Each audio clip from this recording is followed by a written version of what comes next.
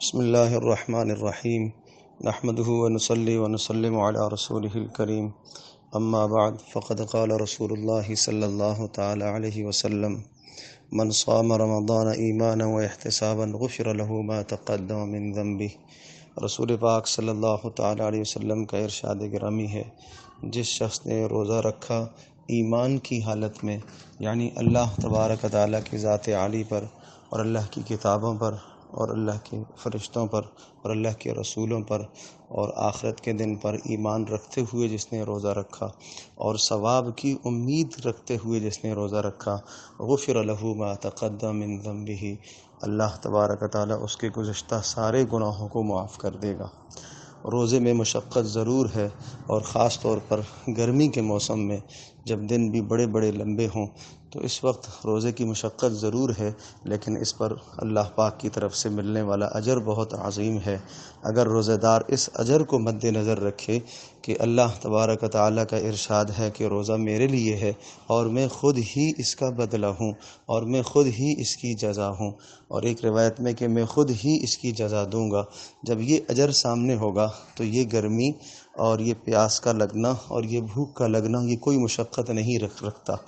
اللہ تبارک تعالیٰ نے اس تھوڑی سی پیاس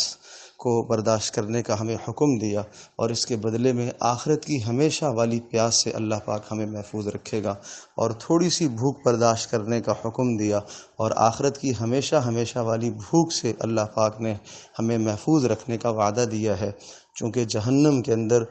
بڑے بڑے عذاب ہیں، اور ان بڑے عذابوں میں پیاس کا عذاب اور بھوک کا عذاب یہ بھی بہت شدید دو عذاب ہوں گے۔ تو جو آدمی یہاں روزے کی مشقت برداشت کرتا ہے، تکلیف برداشت کرتا ہے، اللہ تبارک تعالیٰ اس کو وہاں کی پیاس اور بھوک سے محفوظ رکھے گا۔ یہاں کی جو گرمی اللہ کی رضا کے لیے برداشت کرتا ہے، میدان محشر کی گرمی سے اللہ پاک اسے محفوظ رکھے گا،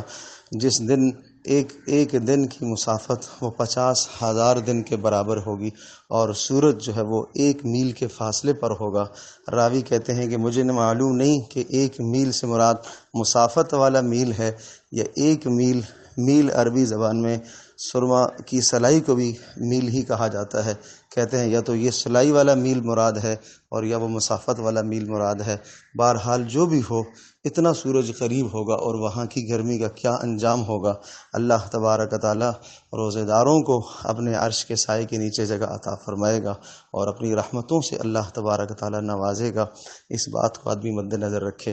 رسول اکرم صلی اللہ تعالیٰ علیہ وسلم نے سارے روزے گرمیوں کے مہینے میں رکھے ہیں۔ اللہ پاک نے حضرت صلی اللہ تعالیٰ علیہ وسلم کو گرمیوں میں روزے عطا فرمائے ہیں، اور نبی علیہ الصلوۃ والسلام نے اپنی زندگی میں 9 مرتبہ رمضان کا مہینہ پایا اور رمضان کے روزے رکھے، سارے ہی گرمیوں میں رکھے ہیں۔ تو اس لیے ہمیں بھی نبی علیہ الصلوۃ والسلام کی اتباع کر کے حضرت صلی اللہ تعالیٰ علیہ وسلم کی اس مشقت کو مد نظر رکھ کر کہ رسول پاک صلی اللہ علیہ وسلم نے بھی یہ تکلیف اور یہ مشقت برداشت کی، تو ہم بھی اس گرمی کی شدت کو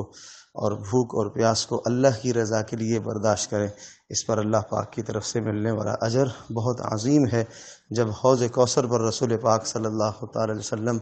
اپنی امت کے روزہ داروں کو اپنے مبارک ہاتھوں سے جام پلائیں گے، جنہوں نے آج پیاس برداشت کی ہے، مشقت برداشت کی ہے، اور اللہ تبارک تعالیٰ خود جنہیں پلائے گا، وَسَقَاهُمْ رَبُّهُمْ شَرَابًا طَهُورًا، اللہ پاک وہاں خود پلانے والا ہوگا۔ وہ کیا خوشی ہوگی۔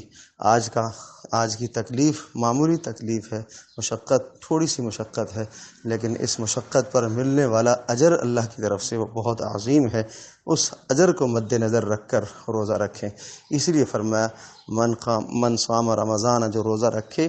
ایمان کی حالت میں اور ثواب کی امید رکھتے ہوئے، اور خوشی کے ساتھ روزہ رکھو۔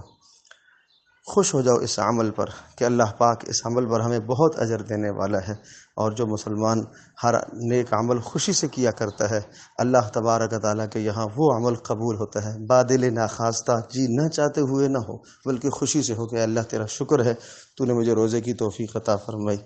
اللہ تبارک تعالیٰ ہم سب کے لیے سمجھنا عمل کرنا آسان